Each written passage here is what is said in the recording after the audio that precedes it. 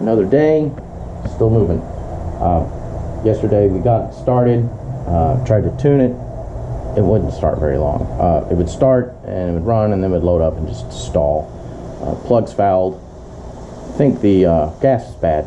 It'd been sitting, this was basically a full tank when it died, and it's been sitting for 14 months. So we pumped all the gas out of it, put that gas in my truck, and then went and filled the truck up. So I kind of diluted it. That truck burns anything.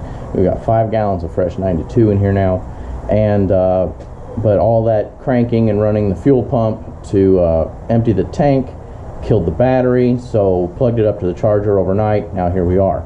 Another thing that happened yesterday is the ignition no longer starts the car. It'll turn on, but when you go hit the start, you get nothing. And it would do this intermittently. It's been doing this for a while. I changed the ignition switch. That didn't do. I tested the neutral safety and the clutch switch. They're fine, which means we got a problem in the wiring somewhere. And instead of spending days troubleshooting that, we have rigged up a switch. So we're going to use this switch, and of course this makes things easier because I'll be able to start it from out here so I can get the timing reading as quickly as I can, because what I need to do is set the base timing and then lock the distributor down, and then we can get to tuning it and getting it to run a little bit longer. But if it'll run for 15 seconds and I can check that base timing, not having to get out of the car and run all the way around here is going to be a big help. So that's what we're going to do right now, is get it to see if it'll start, and then check that base timing and get that set.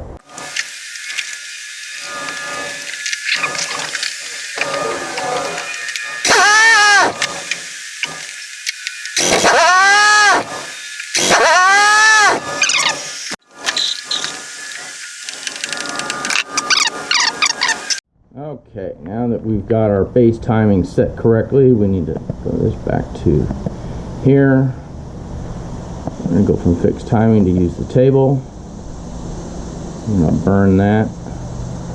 So now that's going to switch it from using fixed timing at 10 degrees to this ignition table, which I don't know if you can read that, but there it is. Now we got to get it to start and stay running. This might take a while. 20 minutes later.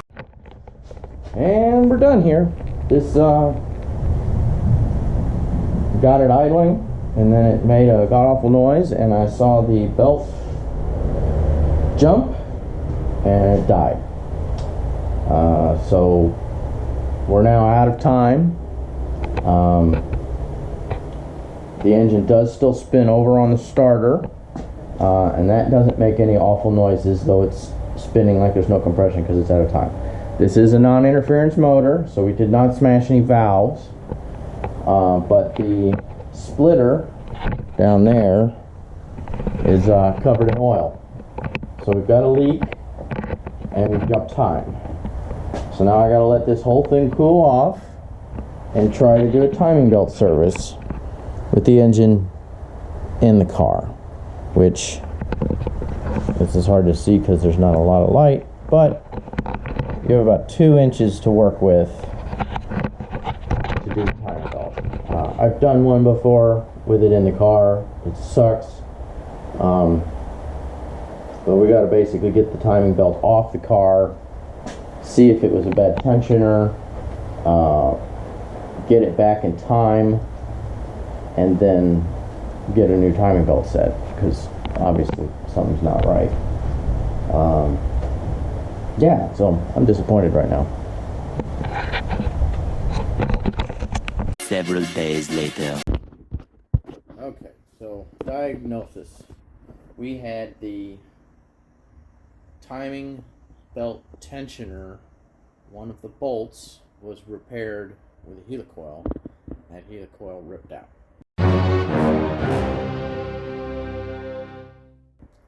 Apparently helicoils are not something you should use on a high vibration application. So what we ended up doing was we had enough meat in the block. We tapped the bolt hole out to 10 millimeters from 8 millimeters, and we got that installed there. You can see it right here. So, and that's the tensioner that was on it. I have ordered a new tensioner and a new belt set. And that'll come with new pulleys, because the belt had a little bit of a bop in it. Here's the belt is over here. Sorry for the mess. So, new belt. That's on order. Be here in a couple days. Several days later.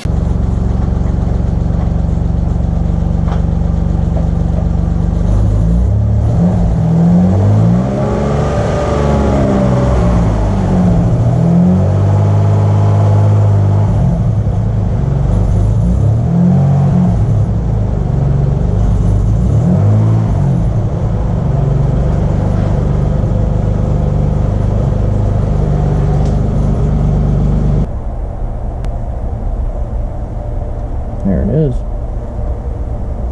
Except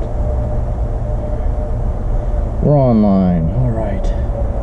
Traffic and logging. Started day log. All right, we are logging. All right. Back to the gauge cluster.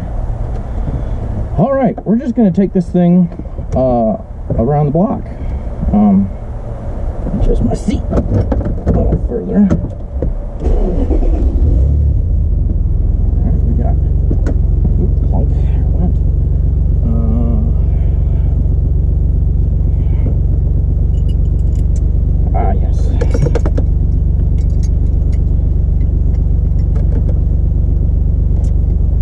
This is why you really don't want to do harnesses on a street car, folks.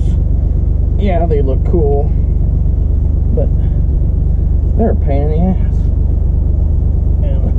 And of course, it has started raining. So, let them apples. We are going to be, just going to do this.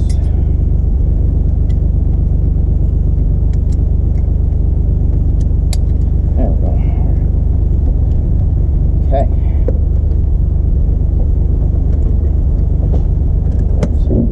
That. Stick that in there. It's a good place to store it. Alright. Let's see here. This is rolling backwards under its own power. Actually, it's just coasting. Let's see if we can get it to go up the hill.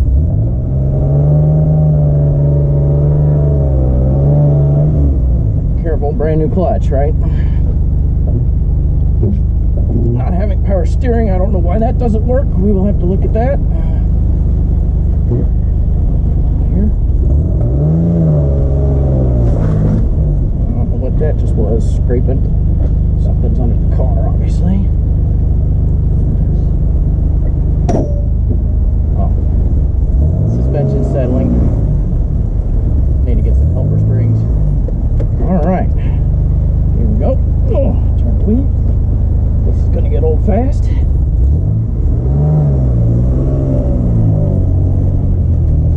Alright, let's see here. I still have wipers. I do have wipers. Alright.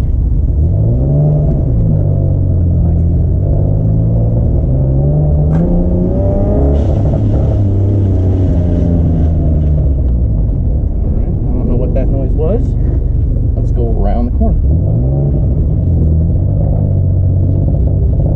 little bit of smoke. Not right. That doesn't sound good at all.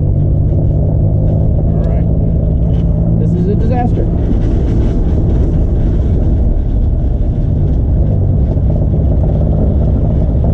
Losing cylinders.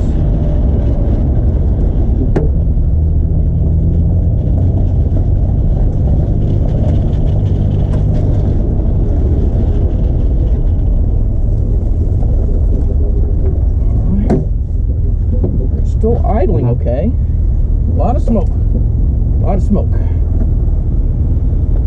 We still have plenty of oil pressure.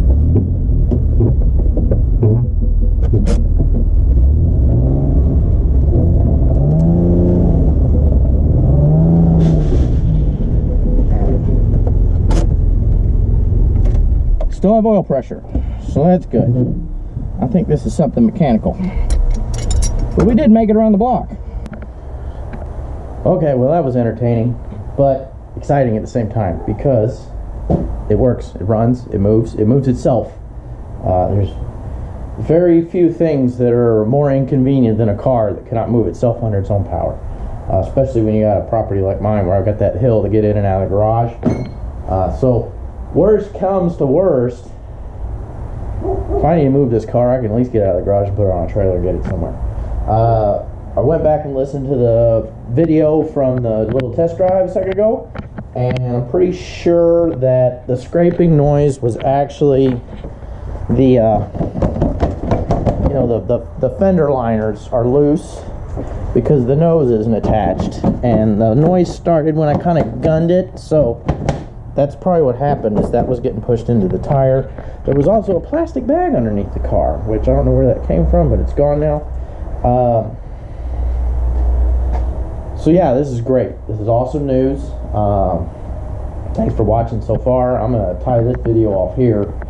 This is a huge milestone. Even the wipers work, which, hot damn. So, thanks. Hit the like and subscribe if you like this stuff. And stay tuned for the next one. Now that it moves, we've got to clean it up. We have de-stickered it. We've got a color change coming. So we will be working on that soon, and hopefully I can share that with you all too. So thanks. Take care.